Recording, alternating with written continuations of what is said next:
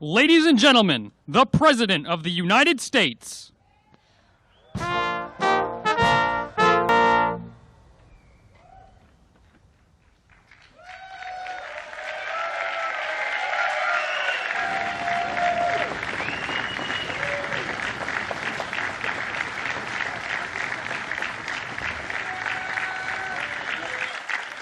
Thank you very much.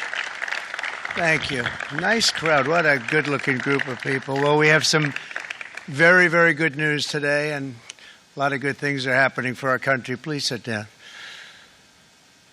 My fellow Americans, this is Liberation Day. Waiting for a long time. April 2nd, 2025 will forever be remembered as the day American industry was reborn, the day America's destiny was reclaimed, and the day that we began to make America wealthy again. We're going to make it wealthy, good and wealthy. For decades, our country has been looted, pillaged, raped, and plundered by nations near and far, both friend and foe alike. American steelworkers, auto workers, farmers, and skilled craftsmen, we have a lot of them here with us today. They really suffered gravely. They watched in anguish as foreign leaders have stolen our jobs, foreign cheaters have ransacked our factories, and foreign scavengers have torn apart our once beautiful American dream. We had an American dream that you don't hear so much about. You did 4 years ago, and you are now, but you don't too often, and for many years and decades even, you didn't hear too much about. Our country and its taxpayers have been ripped off for more than 50 years, but it is not going to happen anymore. It's not going to happen. In a few moments, I will sign a historic executive order instituting reciprocal tariffs on countries throughout the world. Reciprocal, that means they do it to us and we do it to them. Very simple. Can't get any simpler than that. This is one of the most important days, in my opinion, in American history. It's our declaration of economic independence. For years, hardworking American citizens were forced to sit on the sidelines as other nations got rich and powerful, much of it at our expense. But now it's our turn to prosper, and in so doing, use trillions and trillions of dollars to reduce our taxes and pay down our national debt, and it'll all happen very quickly. With today's action, we are finally going to be able to make America great again, greater than ever before.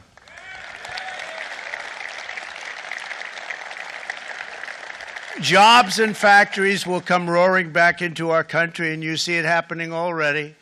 We will supercharge our domestic industrial base. We will pry open foreign markets and break down foreign trade barriers. And ultimately, more production at home will mean stronger competition and lower prices for consumers. This will be indeed the golden age of America. It's coming back, and we're going to come back very strongly. We're pleased to be joined on this momentous occasion by Vice President J.D. Vance. J.D., thank you. Thank you. Thank you very much. Where are you, J.D.? No, that wasn't too hard to find. I was looking, he likes to take a low-key attitude, so usually we sit right in front. He's gaining a lot of confidence, Mike, isn't he? And nearly my entire cabinet is here, as well as Speaker Mike Johnson, who's done an amazing job. And with the great success we had last night in Florida, we have a majority of 7. And 7's like a lot when we had it at 1, right? You've done a fantastic job. And many of the members of the House and Senate are with us. Senators, congressmen, thank you all for being with us. We appreciate it. For decades, the United States slashed our trade barriers on other countries, while those nations placed massive tariffs on our products and created outrageous non-monetary barriers. to decimate our industries, and in many cases, the non-monetary barriers were worse than the monetary ones. They manipulated their currencies, subsidized their exports, stole our intellectual property, imposed exorbitant VAT taxes to disadvantage our products, adopted unfair rules and technical standards, and created filthy pollution havens. They were absolutely filthy, but they always came to us and they said, we're violating, we should pay for it. It's all detailed in a very big report by the U.S. Trade Representative on Foreign Trade Barriers, and I'll just hold it up for you. It's available, and you don't have to pay too much. As I understand it, you'll pay nothing. It's a lot of work for something, actually, because it's a special book. It's very, frankly, it's very upsetting when you read it, when you see what people have been doing to us for 30 years. This all happened with no response from the United States of America, none whatsoever. But those days are over. Let me offer just a few examples of the vicious attacks our workers have faced for so many years. The United States charges other countries only a 2.4 tariff on motorcycles. Meanwhile, Thailand and others are charging much higher prices, like 60%. India charges 70%. Vietnam charges 75%, and others are even higher than that. Likewise, until today, the United States has for decades charged a 2.5 tariff. Think of that, 2.5% on foreign-made automobiles. The European Union charges us more than 10% tariffs, and they have 20% VATs, much, much higher. India charges 70%, and perhaps worst of all are the non-monetary restrictions imposed by South Korea, Japan, and very many other nations. As a result of these colossal trade barriers, 81% of the cars in South Korea are made in South Korea. 94% of the cars in Japan are made in Japan. Toyota sells 1 million foreign-made automobiles into the United States, and General Motors sells almost none. Ford sells very little. None of our companies are allowed to go into other countries. And I say that, friend and foe, and in many cases the friend is worse than the foe in terms of trade. But such horrendous imbalances have devastated our industrial base and put our national security at risk. I don't blame these other countries at all for this calamity. I blame former presidents and past leaders who weren't doing their job. They let it happen, and they let it happen to an extent that nobody can even believe. That's why, effective at midnight, we will impose a 25% tariff on all foreign-made automobiles.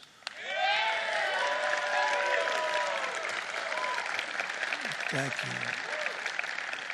Brian, I'd like to have you come up here for a second, okay?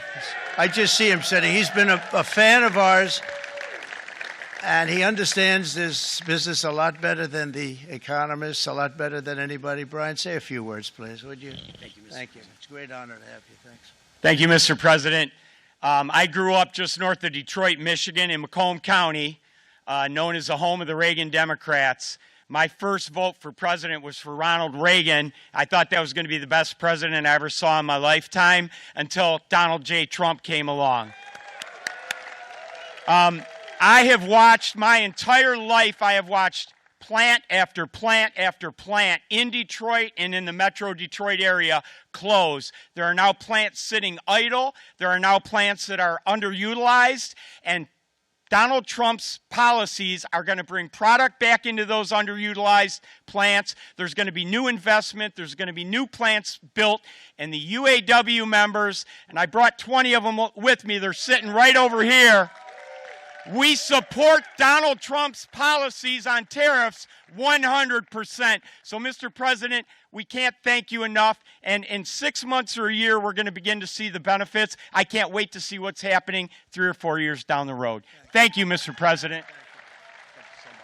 Thank you. What a great guy. He got it right from the beginning. He got it before almost anybody else. This group over there, they got it too. And you know, we won the state of Michigan. We won almost all of them, but we won Michigan by a lot, and I want to just thank you all. The auto workers were fantastic. The Teamsters were fantastic. everyone was pretty good, I will tell you. Thank you very much. I appreciate it.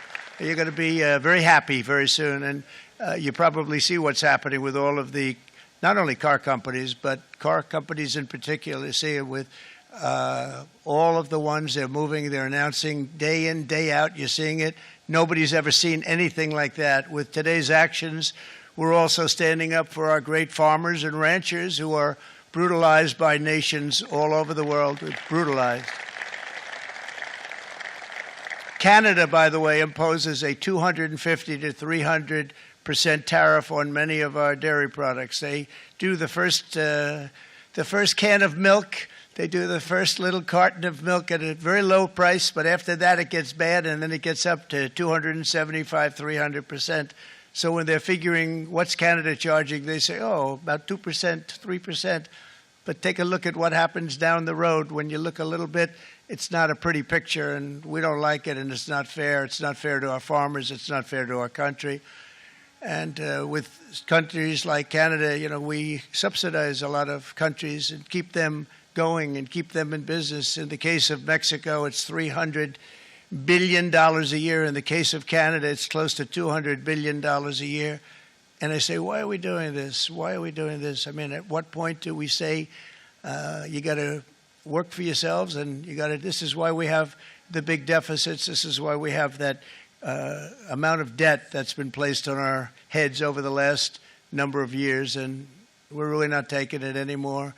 Through non-tariff barriers, the European Union bans imports of most American poultry. You understand? They say, we want to send you our cars, we want to send you everything, but we're not going to take anything that you have. Australia bans, and they're wonderful people and wonderful everything, but they ban American beef, yet we imported $3 billion of Australian beef from them just last year alone. They won't take any of our beef. They don't want it because they don't want it to affect their farmers. And you know what? I don't blame them, but we're doing the same thing right now, starting about midnight tonight, I would say. And China charges American rice farmers an overquota, it's called, a tariff rate of 65%. South Korea charges 50. Actually, they charge different, from 50% to 513%. And Japan, our friend, charges us 700%. But that's because they don't want us selling rice, another thing. Who can blame them, Madam Secretary? Agriculture, great job you did on eggs, by the way. The egg prices came down 50%. You got them down 50% once we got involved. They were going through the sky. The egg prices, they were going through the sky, and you did a fantastic job. Now we have lots of eggs, and they're much cheaper, down about 59% now, and they're going down further. We charge 2.8% for so many things that other countries are charging 200%, 300%, and 400% for. If imposing tariffs and protective barriers made nations poor, then every country on earth would be racing to eliminate these policies, and China would be the first on line. They run a very strong country, but they're not first in line, and the American people are paying a very big price. From 1789 to 1913, we were a tariff-backed nation, and the United States was proportionately the wealthiest it has ever been. So wealthy, in fact, that in the 1880s, they established a commission to decide what they were going to do with the vast sums of money they were collecting. We were collecting so much money so fast, we didn't know what to do with it. Isn't that a nice problem to have? What do you think, Marco? Good problem? Marco would love that problem. But we don't have that problem anymore, but we're not going to have it very much longer, I will tell you. But they collected so much money, they actually formed a commission to determine what they were going to do with the money, who they were going to give it to, and how much. Then in 1913, for reasons unknown to mankind, they established the income tax so that citizens, rather than foreign countries, would start paying the money necessary to run our government. Then in 1929, it all came to a very abrupt end with the Great Depression, and it would have never happened if they had stayed with the tariff policy. It would have been a much different story. They tried to bring back tariffs to save our country, but it was gone. It was gone. It was too late. Nothing could have been done. It took years and years to get out of that depression, far longer than even FDR had that office right over there for a long period of time. The ramp system, that's rather intricate, was built because of him, and every time you walk up, you think of him, and he did a great job in many ways, but it lasted long beyond his terms, as you know. But it's not too late any longer, and we're going to start being smart, and we're going to start being very wealthy again. We're going to be wealthy as a country because they've taken so much of our wealth away from us. We're not going to let that happen. We truly can be very wealthy. We can be so much wealthier than any country. It's not even believable, but we're getting smart. Nearly a century later, in the face of unrelenting economic warfare, the United States can no longer continue with a policy of unilateral economic surrender. We cannot pay the deficits of Canada, Mexico, and so many other countries. We used to do it. We can't do it anymore. We take care of countries all over the world. We pay for their military. We pay for everything they have to pay, and then when you want to cut back a little bit, they get upset that you're not taking care of them any longer. But we have to take care of our people, and we're going to take care of our people first, and I'm sorry to say that.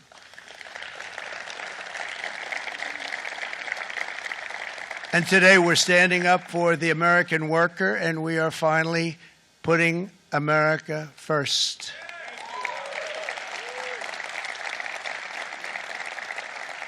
In Sleepy Joe Biden's last year in office, the United States hemorrhaged 100,000 manufacturing jobs, and the number was going through the roof at levels never seen before.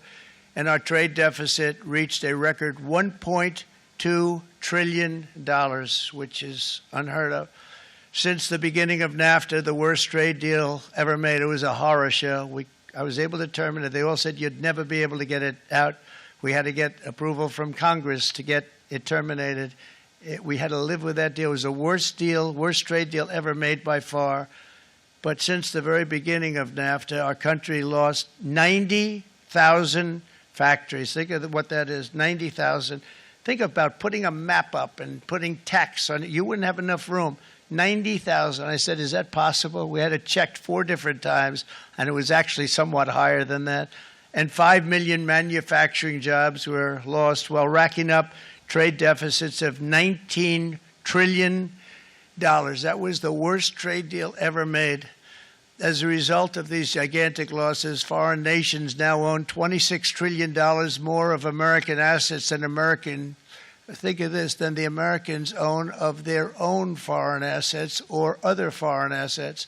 The United States can no longer produce enough antibiotics to treat our sick. We have a tremendous problem. We have to go to foreign countries to treat our sick. If anything ever happened from a war standpoint, we wouldn't be able to do it. We import virtually all of our computers, phones, televisions, and electronics. We used to dominate the field, and now we import it all from different countries. A single shipyard in China now produces more ships every year than all of the American shipyards combined. Think of that. And it was a business that we used to dominate. We used to dominate it totally. In short, chronic trade deficits are no longer merely an economic problem. They're a national emergency that threatens our security and our very way of life. It's a very great threat to our country. And for these reasons, starting tomorrow, the United States will implement reciprocal tariffs on other nations. It's been a long time since we even thought of that. We used to think about it a lot. We didn't think about it for many decades, and you see what's happened. For nations that treat us badly, we will calculate the combined rate of all their tariffs, non-monetary barriers, and other forms of cheating. And because we are being very kind, we're kind people, very kind. You're not so kind when you got ripped off with your salaries. My auto worker friends and my Teamster friends and all of the unions that typically voted Democrat, they're not voting Democrat anymore because worker, whether union or non-worker, they're for the Republicans now. That's what happened.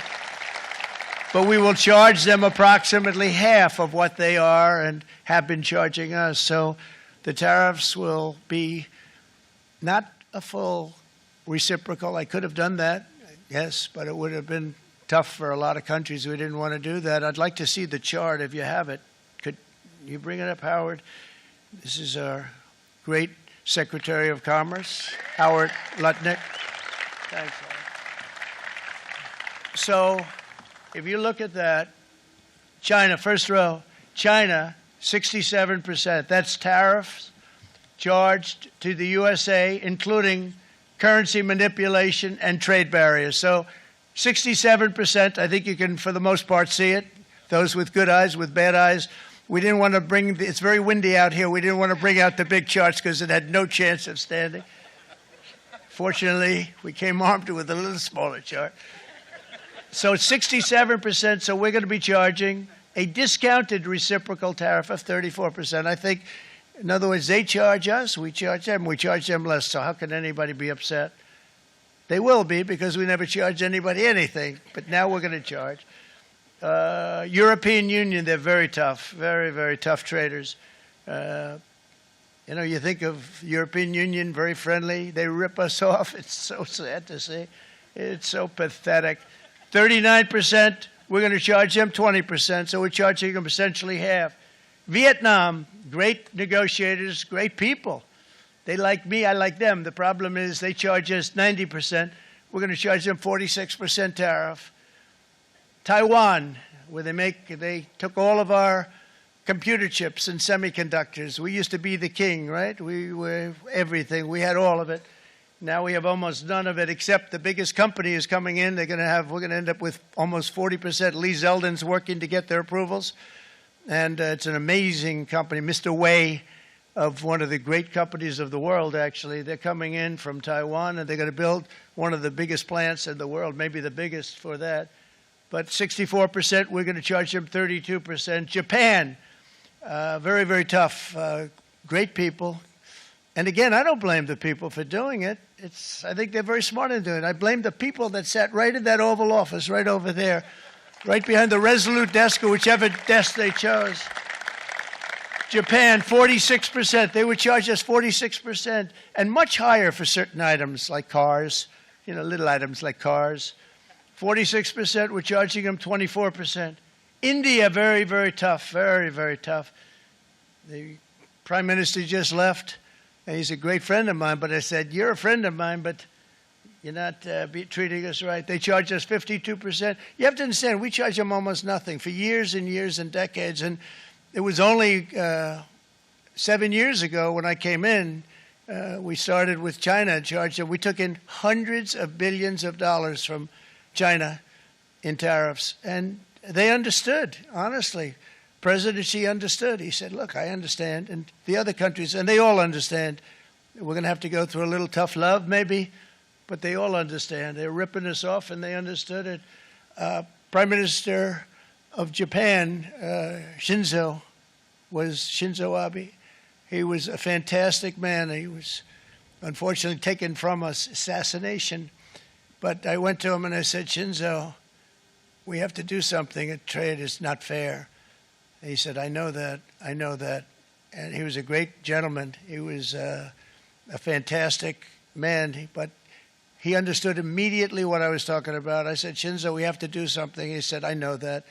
And we worked out a deal, and it would have been a much better deal, but frankly, there were many years left on the deal that was made previous to my getting there, but it was something. If you look at Switzerland, 61% to 31%. Indonesia, Malaysia, Cambodia. Oh, look at Cambodia, 97%. We're going to bring it down to 49%. They made a fortune with the United States of America. United Kingdom, 10%, and we'll go 10%. So we'll do the same thing. South Africa, 60%, 30%, and they've got some bad things going on in South Africa. You know, we're paying them billions of dollars, and we cut the funding because a lot of bad things are happening in South Africa. The fake news ought to be looking at it. They don't want to report it. Brazil, 10%, 10%. Bangladesh is 74%. So you see what's going on. Pakistan, 58%. Sri Lanka, 88%. So what we're doing is we're taking not the full, we could take the full 88%. Thanks a lot, Harold. He's doing a very good job. How's he doing, all right? I think you better take it with you. It's not going to last very long. He's going to put it, it's going to follow you down with the wind. I brought a hat just in case it got too windy, but here, would anybody like a hat? I'm not giving it to a cabinet. I'm giving it to the auto workers. Come here.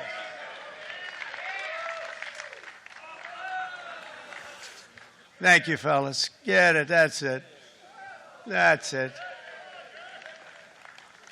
They deserve it more than our cabinet. Our cabinet has plenty of hats. But you see the numbers. The numbers are so disproportionate. They're so unfair. At the same time, we will establish a minimum baseline tariff of 10%. You notice that on the chart. And that'll be on other countries to help rebuild our economy and to prevent cheating. So we're going to have a minimum of cheating, and we're going to be very severe on the people that at the gate that watch the tariffs and watch the product coming in, because there's been a lot of bad things happening at the gate because the money is so enormous that you're talking about. There's never been probably anything like it in terms of the enormity, and there are a lot of bad things happen at the people that do the check-in, and they're looking at 10-year jail sentences if they do play. We're going to treat them so good, but if they cheat, the repercussions are going to be extremely strong. Foreign nations will finally be asked to pay for the privilege of access to our market, the biggest market in the world. We're right now the biggest market in the world. We had a great country 4 years ago in terms of the economics. We were doubling up on China. We were doing so well. Nobody was going to catch us, but so much of it slipped away over the last 4 years under Biden. I campaigned on this policy throughout last year, and today that promise was made, and it was also a promise, as you know, that was kept. Promises made, promises kept. To any company that objects to our common sense reciprocal tariffs, again, reciprocal, back and forth, back and forth. And I call this kind reciprocal. This is not full reciprocal. This is kind reciprocal.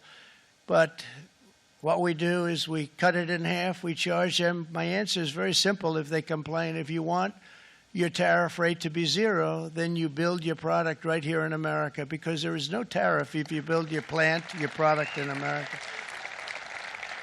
And we've seen companies coming in like we've never seen before.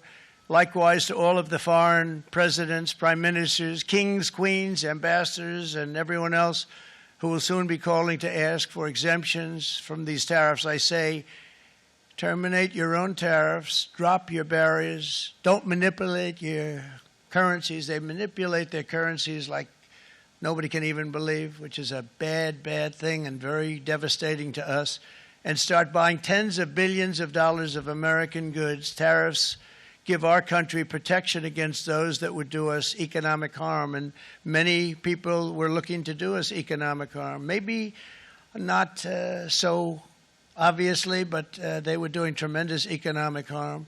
But even more importantly, they will give us growth. These tariffs are going to give us growth like you haven't seen before, and it'll be something very special to watch. I am so looking forward, and Brian, it's going to happen even faster than you said. You know, you might say, but it's already started. It's already started. Work's already begun on plants all around the country, and you see that as before. These are big, rich companies. We have $61 billion started on a big plant going up. It's going to be announced over the next 2 days, and they already started work. Many of these the biggest companies in the world, they've committed to build, build, build. We're going to build, build, build, sir. And they came here to see me, and they wanted to know if they could have a press conference. I do as many as I can. I'm pretty busy trying to stop Russia and Ukraine and the Middle East. We got to stop that. We got to stop the Houthis, which we're making tremendous. They like shooting ships down and out of the water, sinking ships. They get a kick out of it, but they're not getting such a kick out of it now, are they, Mr. Secretary? They're not getting such a kick out of that now. But here are just a short list of some of the companies that have already announced and committed to investment. And this is a company that built its factories and its plants in China. Apple is going to spend $500 billion. They never spent money like that here. They're going to build their plants here. SoftBank, OpenAI, and Oracle, great companies, are investing $500 billion almost immediately. NVIDIA, a hot company, is investing hundreds of billions of dollars. They just announced. TSMC, the biggest, most important company in the world of chips from Taiwan, with no investment from us, is investing $200 billion. And they said the reason was, number one, the election of November 5th, and number two, the tariffs. They don't want to pay the tariffs, and the way they're not paying it is to build their plant here. So we're going to go from almost no percentage. We used to have 100% of the chip market. Now it's all in Taiwan. Almost all of it's in Taiwan, a couple of other countries, but mostly in Taiwan. And think of it, we had 100%. We lost it because of people in that office that didn't do their job. They allowed it to be stolen from us. Johnson & Johnson, great company, $55 billion. Eli Lilly, $27 billion. Meta is investing $500 billion. Wow. DeMac is investing $20 billion. CMA, CGM, $20 billion. And then you have Merck and Clarios, Stellantis, General Motors, GE Aerospace, Honda, Nissan, Hyundai are all putting in billions and billions of dollars, and they're committed 100%. So. And we've never had, and this is after 2.5 months. This is after just a short, this all took place as soon as we came out with what everybody wanted to do. You know, I watched a gentleman today on television, used to work with Lee Iacocca, a very respected automobile person, and he said, you know, because they're asking people, and they try and get as many negative people as they can, but they can't find them too much. It's pretty hard to find in terms of what we're doing, especially when they see all this investment. They said, so tell me, what do you think of what Trump is doing from the automobile standpoint? He said, I can't believe it. Somebody is finally, he's an older guy, real pro, really top guy, with Lee Iacocca. He said, I never thought I'd see the day when this would happen, where somebody had the courage to go and do what has to be done. This is transforming our nation. Our entire nation is going to be transformed, not only with the cars, but on every single other item that's built. We're going to become an industrial powerhouse. And he said that so beautifully today. In fact, I'm going to find out, I'm going to get a tape, and Bruce, I'm going to get that tape, and I'm going to send it to you out in Long Island, and you're going to play it for the people. And all your union workers and your non-union workers out there, you got a pretty even split. But we have, so far, it looks like we're going to have about $6 trillion of investments, and you wouldn't do that in years in this country over the last number of years. $6 trillion, and that's going to be much higher by the end of the year. And think of what $6 trillion is. You wouldn't have even a small percentage of that under this other system. We're going to be an entirely different country, and it's going to be fantastic for the workers. It's going to be fantastic for everyone. There will never have been a transformation of a country like the transformation that's already happening in the United States of America. It's an incredible thing to watch, and it's incredible to meet with the top people, people that you read about, very wealthy people, or people that are great managers and executives and presidents of big public companies, and to watch the enthusiasm they have now that they didn't have. They gave up on our country. They went to foreign countries and they built. Companies are pouring into our country at levels never seen before, with jobs and money to follow, and it's really beautiful. In the coming days, there will be complaints from the globalists and the outsourcers and special interests and the fake news. Always, the fake news will always complain. But never forget, every prediction our opponents made about trade for the last 30 years has been proven totally wrong. They were wrong about NAFTA. They were wrong about China. They were wrong about the Trans-Pacific Partnership, which would have been a disaster if I didn't terminate it. If I didn't terminate that, United Auto Workers, you would have had no jobs in this country. You would have had no jobs. It was all going to other countries. In my first term, they said tariffs would crash the economy. Instead, we built the greatest economy in the history of the world. And again, I have great respect for President Xi of China, great respect for China, but they were taking tremendous advantage of us, and I commend them for that. I say, hey, if you can get away with it, that's okay. But, you know, they understand exactly what's happening, and they probably, most of them are saying it's about time they did something, but and they're going to fight, and they're going to fight fair. Everyone's going to fight. You know, it's like, I say to the leaders, look, you got to take care of your country, but we have to start taking care of our country now. We can't do what we've been doing for the last 50 years. From the day of my election, the stock market went up in my first term 88%, with NASDAQ going up 155%, more than any president has ever had in any term in office, by far. And I think we're going to blow that away. And maybe the numbers won't show, but I think they're going to show much better than even those numbers. But what you're going to see is you're going to see activity, that empty, dead sites, factories that are falling down. Those factories will be knocked down, and they're going to have brand new factories built in their place. They're not only talking about renovating, they're talking about brand new, the best anywhere in the world, the biggest anywhere in the world. I have a friend who builds car plants, and I said, I want to see the biggest and the best. He said, well, we have to go to Mexico. I said, no, I want to see it in the United States. He said, we're not building them in there. This is a year and a half ago during the campaign. He said, we're not building it. You'd have to go to Mexico. When I was starting to decide to run, and I went to number one in the polls very rapidly, I want to say, like, let's say in the first hour. And then shortly thereafter, it looked like I was going to win, and the fake news was saying, oh, no, don't do this. What they don't know is if I didn't win, they would have really been in trouble, because nobody wants to read them anyway. But I tell you what, when it looked like I was going to win, I announced that I was going to be doing exactly what we're talking about today. Great consistency, actually, because I've been talking about it for 40 years, but because I saw what was happening 40 years ago. If you look at my old speeches when I was young, very handsome, my old speeches, and that people would say I'd be on a television show, I'd be talking about how we were being ripped off by these countries. I mean, nothing changes very much. The only thing that changed were the countries, but nothing really changes. But it's why it's such an honor. It's such an honor to be finally able to do this. If you look at China, I took in hundreds of billions of dollars in my term, hundreds of billions. They never paid 10 cents to any other president, and yet they paid hundreds of billions, so much so that Biden couldn't do anything. They wanted to try and terminate it because he had a very special relationship with China. You know what the relationship was? He had a special relationship. But the numbers were so big, that they couldn't do it. So they did ease it up. They did things that they shouldn't have done. They made it a lot more comfortable for them, but they couldn't do it because the numbers were hundreds of billions of dollars, and I did that. And we were on our way to doing something like incredible.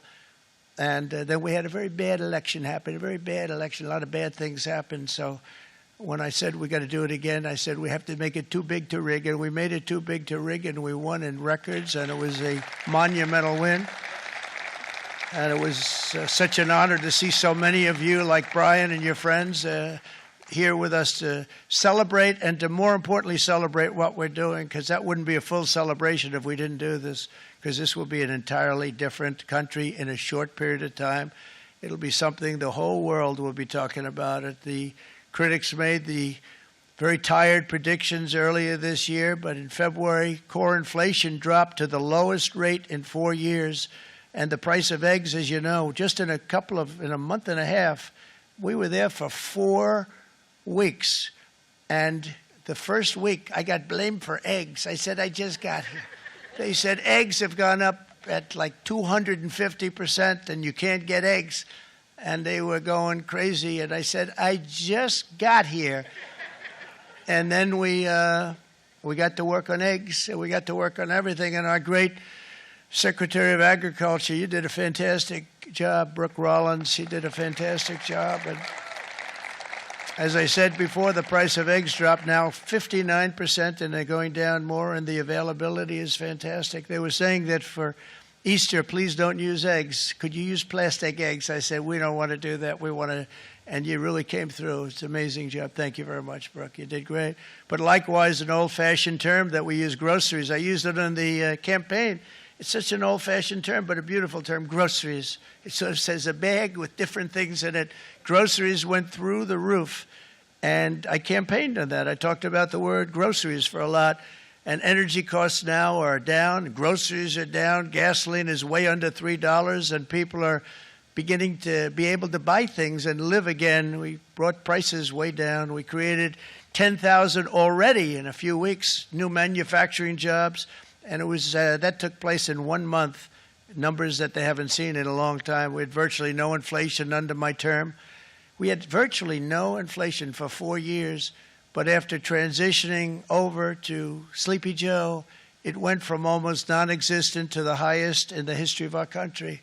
They had the highest inflation in the history of our country, brought up by energy and bad spending and bad policy, and a lot of bad things happened. How about allowing millions and millions and millions of people to pour into our country with open borders, where it's so sad to see even now, and I see our great secretary you have done. Stand up, please, Christy.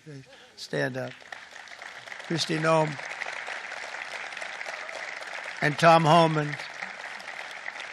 These people are doing a great job, but gotten them out in records. We have problems with judges that don't want them to go out. They want Tren de Aragua, and they want MS-13, the most vicious gangs ever. Nobody's ever seen anything like it. Absolute killer gangs. They kill people. They don't even think about it. And we put them out, and we have judges now, radical left judges that they don't want them to go out. They want them to even be brought back. Let's bring them back. You've done a fantastic job, and please thank everybody. Homeland Security, thank everybody. Appreciate it. And we now have a border that's the best border that we've ever had, even better than it was my first term. My first term we did good, but this one we really specialized in. We've done really well.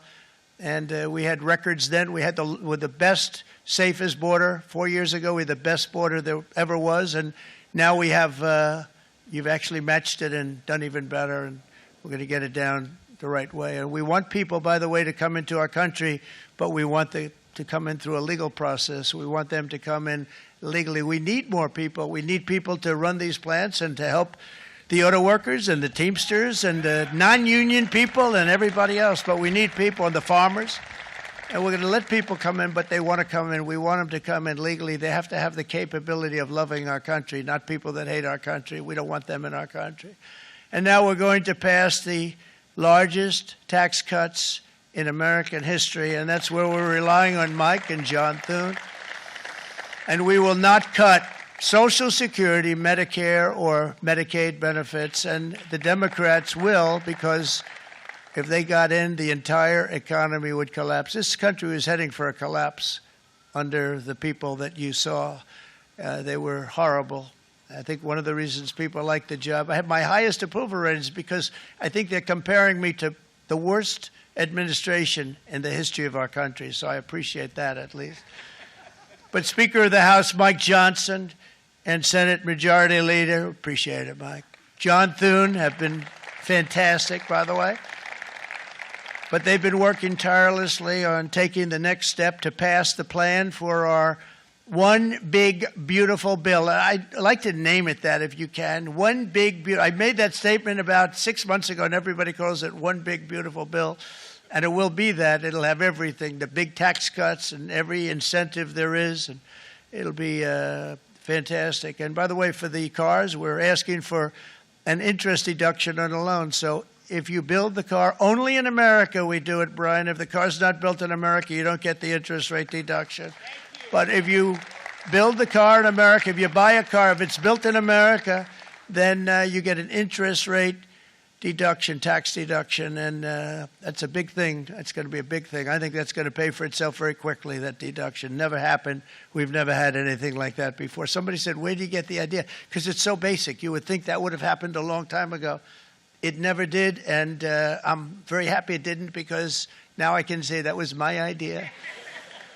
But we're going to get us closer to the debt extension. We have to get the debt extension passed, and I know you're going to be able to do that, Mike, and it's very important that you do that.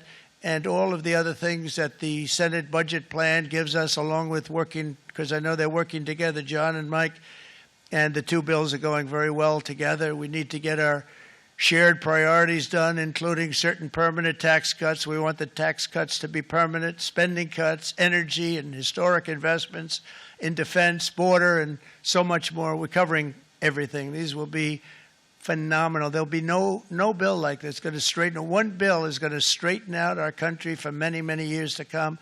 And we said, let's just do it and let's get it done. And some guys will love it and some guys will like it a little bit less because they're not getting what they were exactly looking for, but they're getting a lot. They'll never, if we get this done, it'll be the most incredible bill ever passed in the history of our Congress and Senate and congressmen, the senators and the congressmen, many of whom are here today, will be very proud of themselves. I really believe that. It's going to set us on a whole new prosperous path. We're going to cut spending and right-size the budget back to where it should be. We're going to do that very strongly. Thank you, Rick. Thank you. John, thank you. Oh, look at all of our senators over there. Oh, boy. That's a nice group of people. But I won't like them so much if they don't get this bill done. That's a great group. And Congressman, thank you very much. I appreciate it. Tremendous people. The Senate plan is my complete and total support, and the House plan likewise is very similar. They're moving along pretty much at the same clip, and as soon as you're ready, you'll show it to me, and I'm sure it'll have my support, Mike. Every Republican congressman and senator must unify. We have to unify. We can't be separated. We have to get it done. We have to get absolutely everything we can, and we have to take care of the American people. That's the only thing that matters. We have to take care of the American people first. We need to pass this bill immediately, get it done, including debt extension. From this day on, we're not going to let anyone tell us that American workers and families cannot have the future that they deserve. We're going to produce the cars and ships, chips, airplanes, minerals, and medicines that we need right here in America. The pharmaceutical companies are going to become roaring back. They're coming roaring back. They're all coming back to our country, because if they don't, they got a big tax to pay. And if they do, I'll be very happy, and you're going to be very happy, and you're going to be very safe. We're going to build our future with American hands, with American heart, American steel, and we're going to build it with American pride like we used to. We're approaching our 100th day as president and have been given credit by a lot of people, actually, even some of the fake news. Can you believe it? Which in this case hopefully isn't fake, for having done more in that time than any other administration in the history of our country in the first 100 days. I think we've had an amazing, in terms of what we've done, what we've gotten accomplished. I'd like to see if we can get that war ended and another war from not starting in the Middle East. We have to get Russia. They're losing 2,000 on average, 2,500 people a day, young people, soldiers, Russian. Think of that. 2,500 through some days, but on average, probably over about a 1 week period, it's 2,712, they say. They're losing those soldiers. They're dying. They're being decimated. And they're not from our country, but they're from other countries. But they're human beings. They're from Russia. They're from Ukraine in this period, most of them.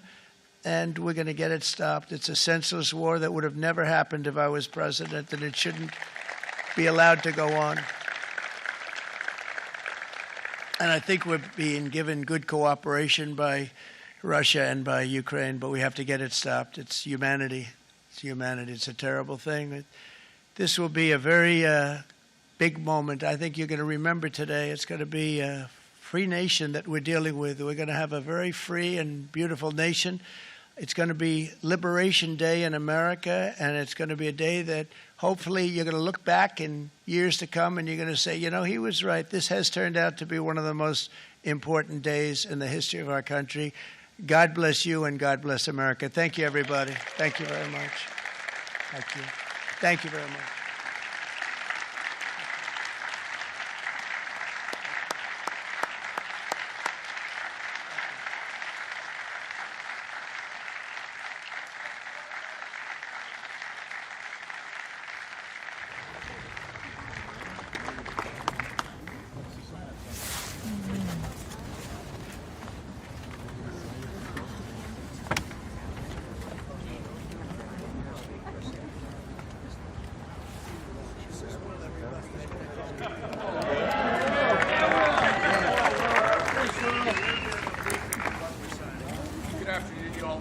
Documents prepared for the president's signature today. One closes what's referred to as the de minimis loophole with respect to imports from the Not even Hail Mary. The other is the big one, is the reciprocal tariff executive order that the president just spoke about. obviously a huge deal, and it's been an honor to be a part of your team getting started.